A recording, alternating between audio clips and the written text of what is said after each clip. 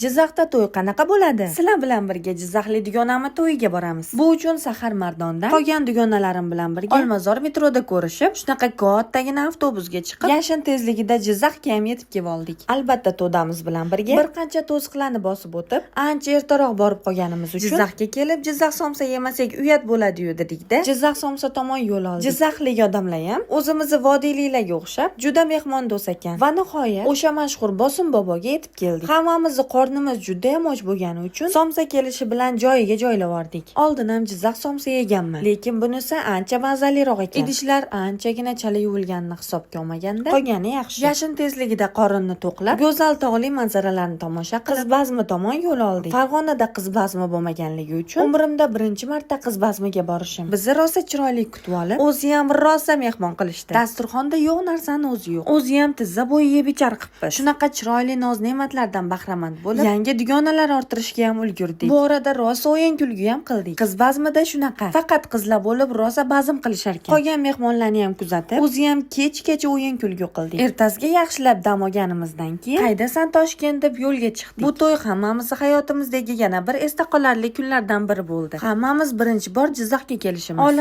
Olam taassurotlarga to'lib, uyga juda ham xursand bo'lib qaytdik. Allohning xohishi bilan yo'lda yana bir yaxshi insonlarga uchrab, mutlaqo bepulga Toshkentga yetib keldik. Hayot tasodiflarga to'la. Obuna bo'lishni unutmang, bundan qiziqlari hali oldinda.